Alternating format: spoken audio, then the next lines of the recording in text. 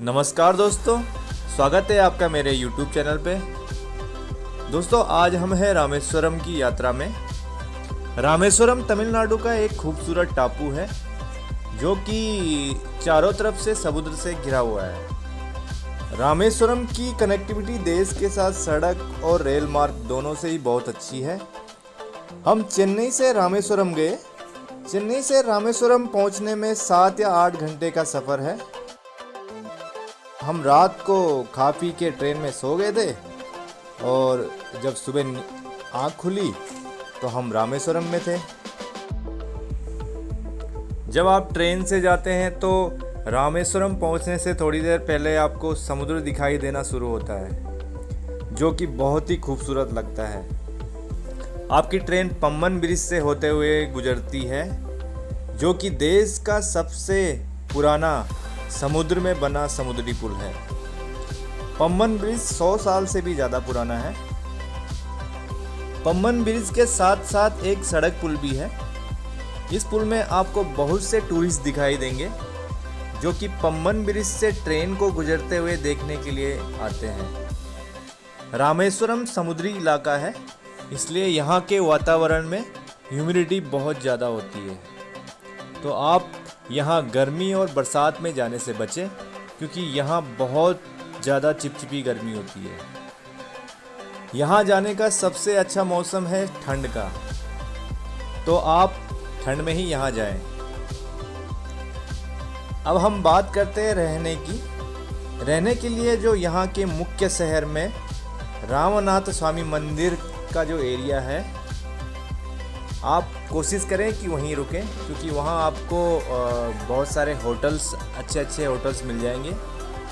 और आपका अगर बजट कम है तो वहाँ पे आपको बहुत सारी धर्मशालाएं भी हैं, तो आप वहाँ भी रुक सकते हैं। रामेश्वरम में सबसे ज़्यादा भीड़ चंद्र ग्रहण और सावन के महीने में होती है, या जब भी कोई शिव जी का पर्व होता है उस समय भी बहुत ज़्यादा भीड़ होती है। तो आप उस मौसम में जाने से बचें, क्योंकि बहुत ज़्यादा भीड़ होती है और होटल्स मिलने में भी दिक्कत होती है। रामेश्वरम देश के 4 धामों में से एक है और यहाँ का ज्योतिर्लिंग देश के 12 ज्योतिर्लिंगों में शामिल है। रामेश्वरम को दक्षिण की काशी भी कहा जाता है। अब हम बात करते हैं रामनाथ स्वामी मंदिर की।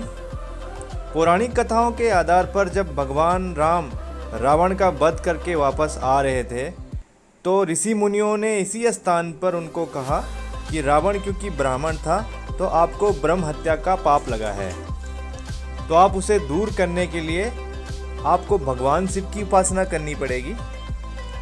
शिवलिंग लाने के लिए भगवान राम ने हनुमान जी को भेजा। पूजा का मुहूर्त निकला जा रहा था, लेकिन हनुमान जी शिवलिंग लेके वापस नहीं आ पाए। ऐसी परिस्थिति में माता सीता ने वहाँ रेत के शिवलिंग की स्थापना करी और पूजा संपन्न हुई। पूजा संपन्न होने के कुछ समय बाद हनुमान जी वहाँ शिवलिंग लेके आए और उनके लाए हुए शिवलिंग को भी पास में ही स्थापित कर दिया गया। इन्हीं शिवलिंग के ऊपर रामनाथ स्वामी मंदिर बनाया गया है। मंदिर से 100 मीटर दूरी पे अग्नि तीर्थम घाट है। सबसे पहले लोग यहाँ जाते हैं और नहा के फिर मंदिर जाते हैं। अग्नि तीर्थम घाट में नहाने के बाद लोग मंदिर में 22 कुंडों का स्नान करते हैं। मंदिर दर्शन से पहले इन 22 कुंडों में नहाने का अपना एक धार्मिक महत्व। मंदिर दर्शन करने के बाद आप धनुषकोडी जाएं। धनुषकोडी जाते टाइम आपको खूबसूरत नज़ारा दिखेगा। आपके लेफ्ट और राइट में समंदर दिखाई देता है। लेफ्ट में बंगाल की खाड़ी और राइट में हिंद महासागर। बहुत ही खूबसूरत नज़ारा रहता है।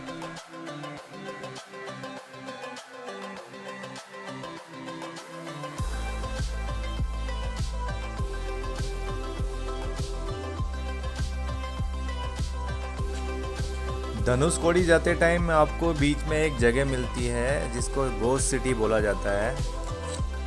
दरअसल इस जगह पे 1965 तक पूरा शहर बसा हुआ था, लेकिन 1965 में एक दिन रात को समुद्री तूफान ने इस शहर को पूरा तबाह कर दिया।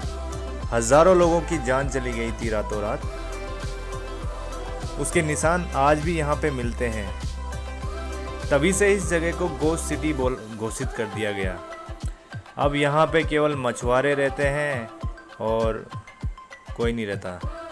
इस जगह से आप समुद्री चीज़ों की शॉपिंग कर सकते हैं, जैसे मोतियों की माला, शंख, कौड़ी और भी बहुत सारी चीज़ें हैं, आप यहाँ से खरीद सकते हैं।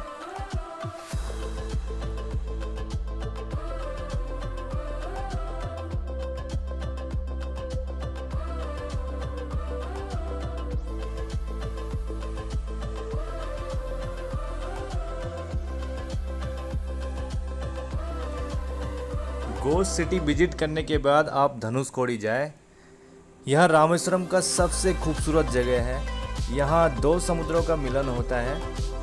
एक तरफ बंगाल की खाड़ी जिसका पानी बिल्कुल साफ और शांत, और दूसरी ओर हिंद महासागर जिसकी ऊंची ऊंची लहरें देख आपको लगेगा कि ये हमें बहा के लेके जाएगी। और दोनों समुद्र आपस में जाके एक जगह पे मिलते हैं, संगम है। तो ये खूबसूरत नज़ारा आपको धनुषकोडी में ही देखने को मिलेगा। तो आप यहाँ ज़रूर जाएं। मुख्य शहर से धनुषकोडी जाने के लिए सरकारी बस का भी इस्तेमाल कर सकते हैं, जो कि आपसे नॉर्मल किराया लेंगे 15-20 रुपये। और इसके अलावा आप टैक्सी बुक करके भी जा सकते हैं, जो कि पूरा पैकेज रहता है उनका, पूरा सब जगह घुमाते हैं आपको रामेश्वरम में। वो 1000 से 1500 के आसपास उनका रहता है, वो चार्ज लेते हैं। धनुषकोडी ये बॉर्डर एरिया है और यहाँ से श्रीलंका मात्र 18 से 20 किलोमीटर दूर है। और यहाँ जो समंदर है उसके नीचे मान्यता है कि वो भगवान रामचंद्र जी द्वारा बनाया गया सेतु है, जो कि ऐसे तो नहीं दिखता लेकिन ऊपर सैटेलाइट से दिखता है। और जब भगवान रामचंद्र जी सीता मैया जी को वापस लेके आए, उसके बाद उन्होंने यहाँ पे इस पुल को धनुष से तोड़ दिया था, धनुष मार के इस पुल को तोड़ दिया था। तो उसके बाद इस जगह का नाम धनुषकोडी पड़ा।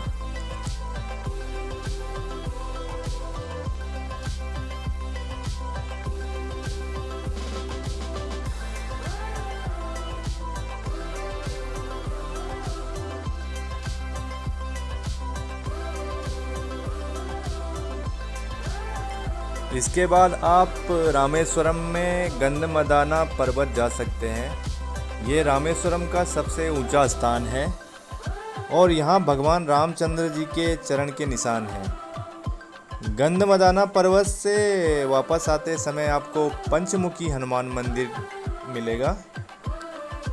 ये यहाँ एक काले रंग की हनुमान जी की विशाल मूर्ति है और यहाँ आपको पानी में तैरने वाले पत्थर भी मिलेंगे।